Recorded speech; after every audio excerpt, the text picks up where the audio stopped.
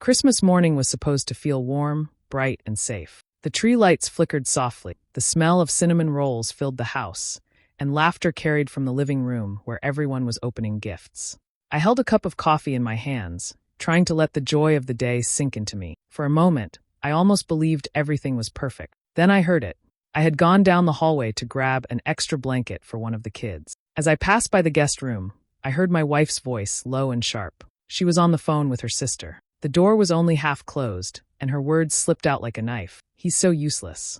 The sound of those words froze me where I stood. I didn't move. I didn't breathe. My chest tightened, and in that instant, all the warmth I had been holding on to fell away. My wife, the woman I had given everything to, the person I had trusted with my heart, was tearing me apart in whispers on Christmas morning. I wanted to believe I misheard. I wanted to think she was talking about someone else. But deep inside I knew. She meant me.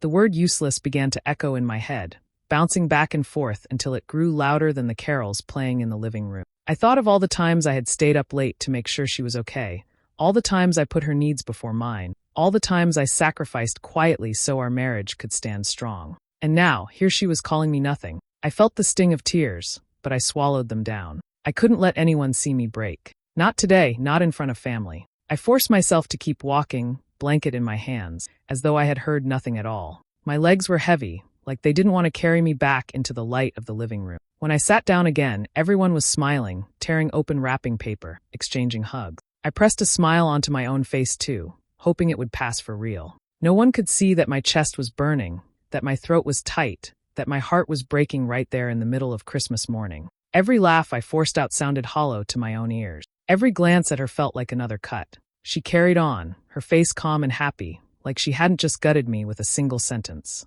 I kept replaying her words over and over. "He's so useless. He's so useless." By the time I excused myself to the bathroom, my hands were shaking. I splashed water on my face, looked into the mirror, and tried to convince myself to hold it together. So I walked back out, my smile painted back on. No one noticed.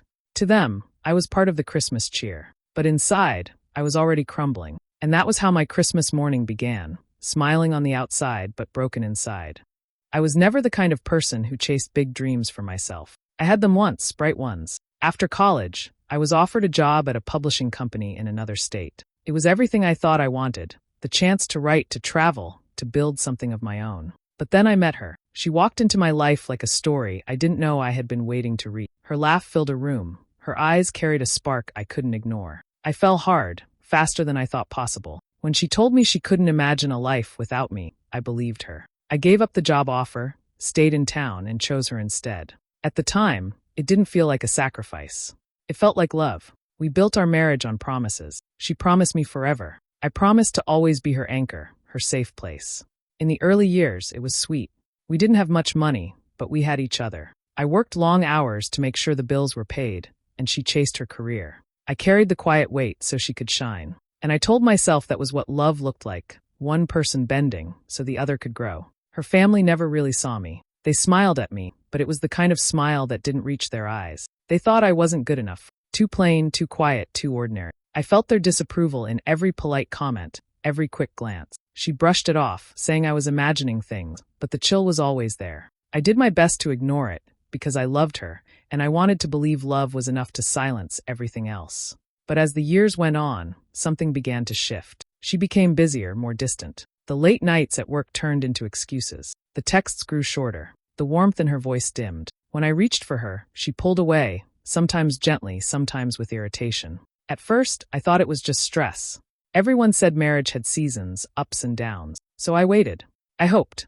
I kept giving, believing my patience would bring her back to me. I cooked her favorite meals, even when I was tired. I stayed up late folding laundry, paying bills, making sure the small things were done so she wouldn't have to worry. I encouraged her when she doubted herself, reminded her of how talented she was. But the more I gave, the less I seemed to matter. It was like I became invisible in my own marriage. She could walk right past me without looking into my eyes. She could sit beside me and still feel miles away. Sometimes I would sit on the couch and stare at the space between us, wondering when that gap had grown so wide. What hurt most wasn't the silence or the distance. It was the way she treated me like I was just there. A shadow, a background figure in the story of her life. I told myself it was temporary, that she still loved me deep down. I clung to small signs, a smile here, a kind word there, even if it was rare. I wanted to believe the woman I had chosen was still somewhere inside the one who now looked at me like a stranger. I held on because I thought walking away would mean I had failed, and I had given too much, sacrificed too much, to let everything fall apart. So I kept showing up. I kept being loyal, hardworking, family-centered, the wife who endured, who stayed, who hoped. Even as I felt my worth slipping away, even as my heart cracked in quiet places, I told myself that love was about holding on. And that was where I was on Christmas morning, standing in a marriage where I no longer felt seen, desperately holding on to hope, believing one day she might look at me again and see the person. A few days after Christmas, I was clearing up the kitchen when her sister walked in. She had stayed with us for the holidays, and we hadn't really spoken much beyond polite small talk. That morning, though, she looked at me in a way that made me pause. She opened her mouth like she wanted to say something, then quickly shut it again. I tried to smile. "Need some coffee?" She shook her head. "No, I'm fine. Her voice trailed off, and then she forced a laugh. "Never mind." But she had already said enough. There was something in her tone, something in the way she avoided my eyes, that made my chest tighten. It was like she knew something I didn't, like she had heard or seen things I wasn't supposed to know. And in that silence between us, I understood. My wife's words on Christmas morning weren't just a careless slip. She had been saying things about me behind my back, and her sister knew it. That night, my wife came home later than usual. She dropped her bag on the couch, scrolled through her phone, and barely glanced at me. I asked if she wanted dinner, and she just muttered, "I already ate." No kiss, no smile, not even a thank you. The coldness spread over the days that followed. She started sleeping on the edge of the bed, her back turned to me. When I tried to touch her hand, she pulled away. When I asked how her day was, she sighed like my words were a burden. Every little thing I did seemed to annoy her. The way I cooked, the way I folded clothes, even the way I breathed at night. "You always make things harder than they need to be," she said one evening when I forgot to take out the trash. Her voice was sharp, and I felt myself shrink. I told myself it was stress again, that maybe work was weighing on her. But then came the moment that shattered everything. One afternoon, while she was in the shower, her phone buzzed on the nightstand. I didn't mean to look. I told myself I trusted her, that I had no reason to invade her privacy. But something stronger than me pushed my hand forward. I unlocked the phone, my heart racing, and opened her messages.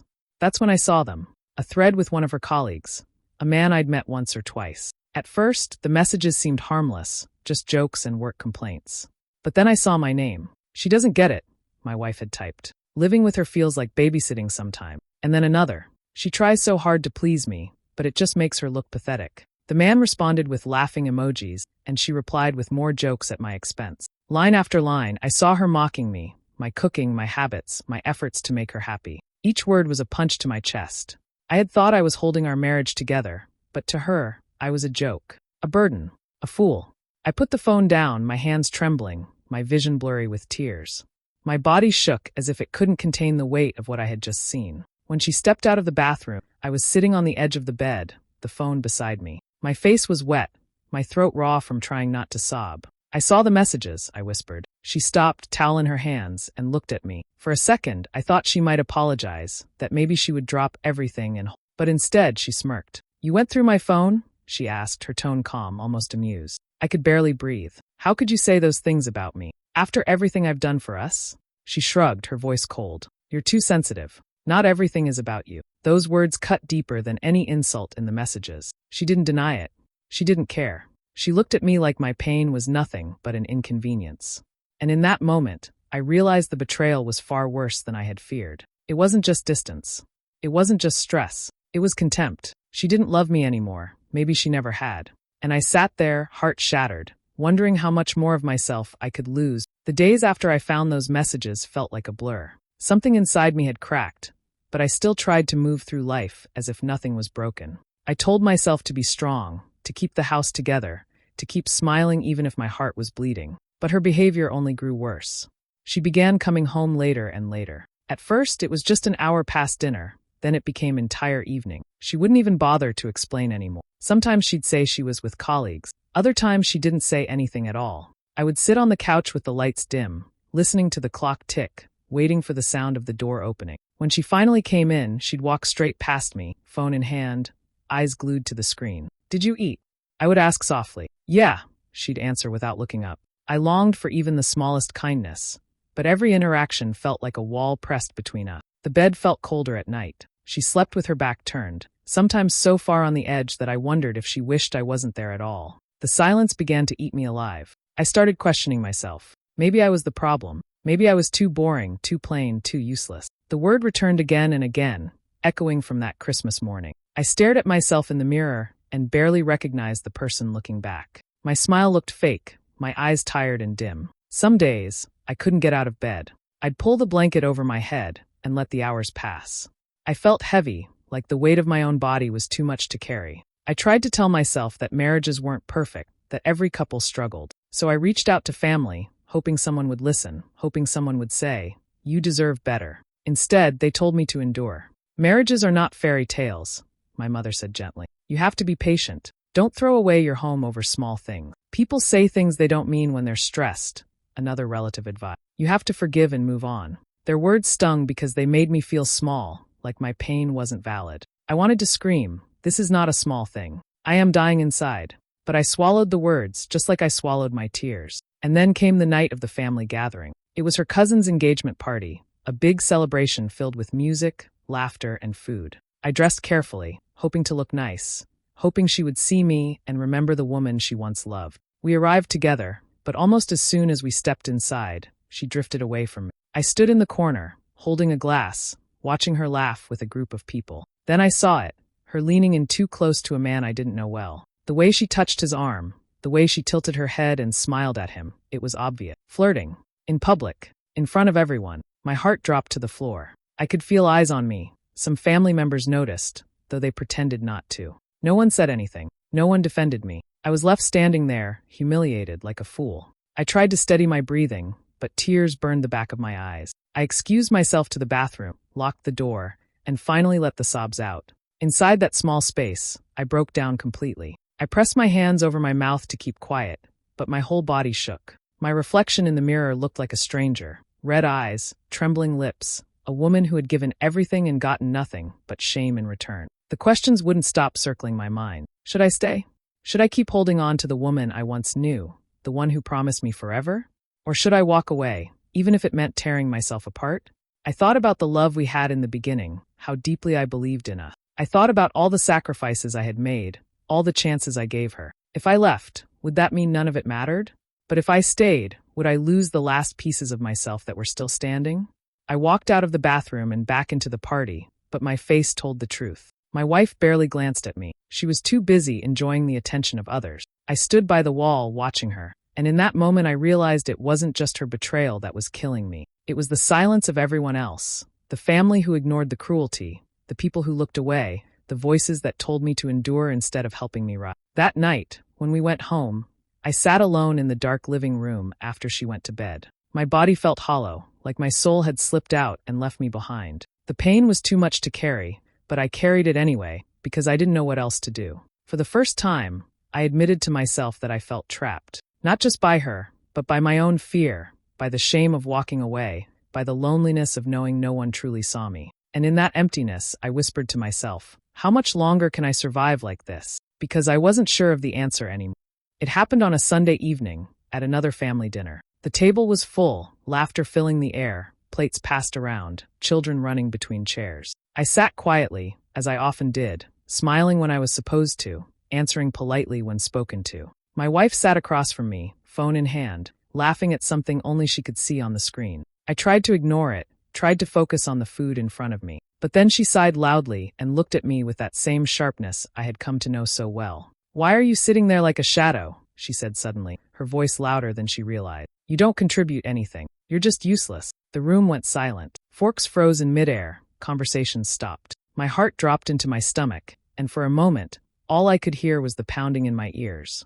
She had said it before, behind closed doors, in whispers I wasn't supposed to hear. But now she said it in front of everyone, without hesitation, without shame. I felt tears rise, my throat tightening. I wanted to disappear, to melt into the floor, but something inside me pushed back. I couldn't stay silent anymore. I stood up, my chair scraping loudly against the floor. My hands shook as I reached into my bag and pulled out the printed pages I had been carrying for weeks. Screenshots of the messages, proof of the things she said behind my back, proof of how she mocked me with that man, how she laughed at my pain. "If I am useless," I said, my voice breaking but loud enough for everyone to hear, "then explain these." I laid the papers down on the table, the words bold and undeniable. The room gasped. Eyes darted from the pages to her face, searching for answers. She snatched them up quickly, her face twisting. You're pathetic. Who does this?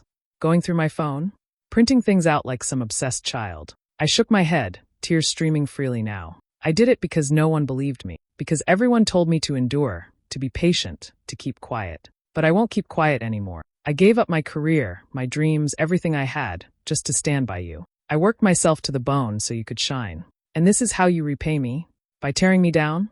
By humiliating me in front of your family? The room stayed frozen, no one daring to interrupt. My voice grew stronger as the words poured out, years of silence breaking open. I stayed when your family never accepted me. I stayed when you pulled away, when you came home late, when you mocked me behind my back. I stayed because I believed in us. But you never saw me. You never valued me. And now you call me useless? Her sister shifted uncomfortably, then finally spoke. Her voice was soft but steady. I told you this would happen, she said to my wife. I told you again and again to stop treating her this way. But you didn't listen. The words fell heavy on the table. My wife's mask slipped then. Anger flashed across her face, her voice rising. You don't know what you're talking about. You all think she's some kind of saint, but you don't see what I deal with every day. But her shouting only made her cruelty clearer. For the first time, everyone else saw what I had been living with. The sharpness, the contempt, the way she twisted everything back onto me. I wiped my tears with trembling hands and lifted my head. My voice was steadier now, the kind of steady that comes after years of pain finally finding relief.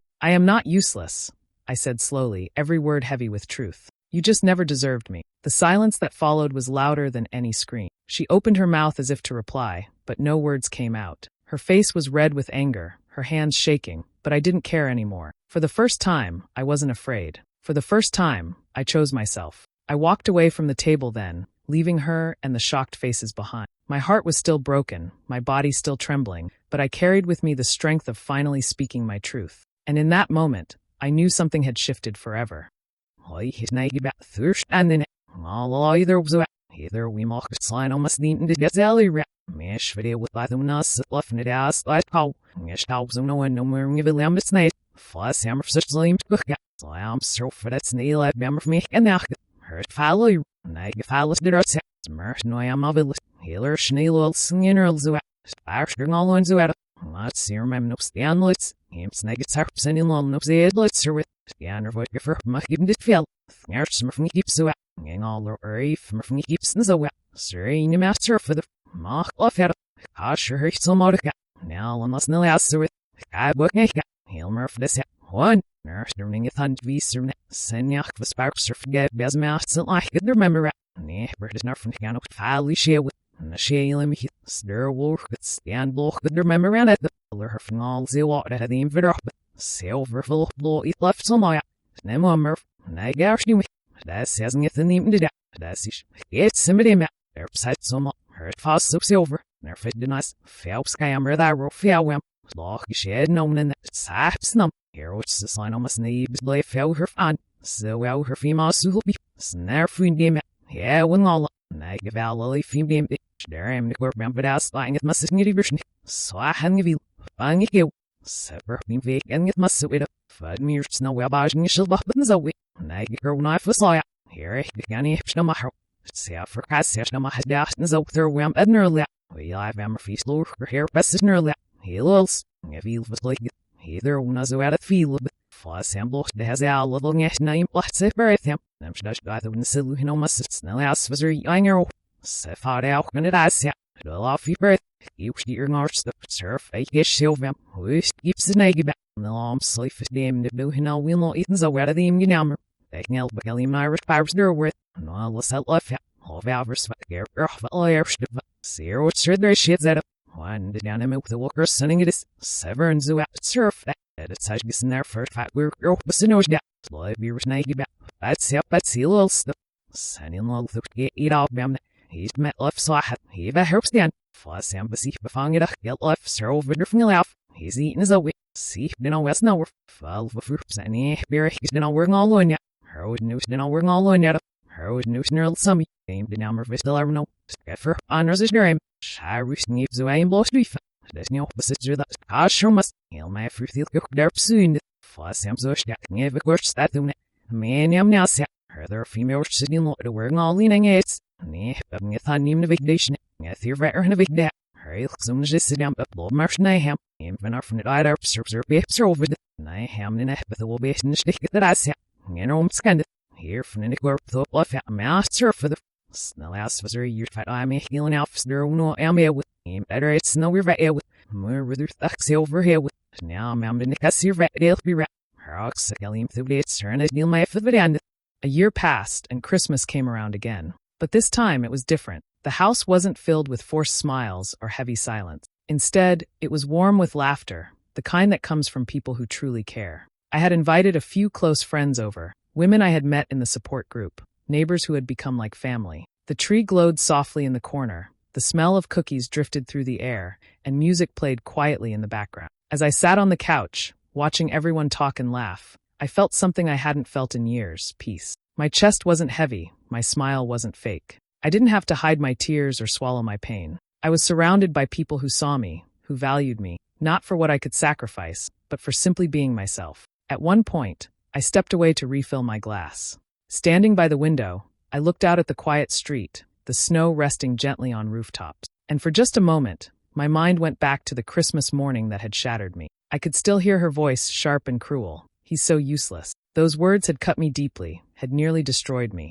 But now, remembering them, I felt no pain. Only clarity. That betrayal had been the fire that burned down the life I thought I needed, but it also cleared the way for the life I have now. A freer life. A stronger me. I turned back toward my friends, their laughter filling the room, and I smiled. This time real, this time whole. Betrayal had broken me once, but it had also freed me. And as I raised my glass, I whispered to myself, I am not useless. I was never useless. I am enough. Hey besties. Thanks so much for watching till the end. This story shows how betrayal can break you, but it can also set you free. If you enjoyed it, don't forget to like, share, drop a comment, and of course, subscribe for more great stories. See you in the next one. Her friends invited everyone except her to their girls' trip, but she booked one seat beside them. Bye.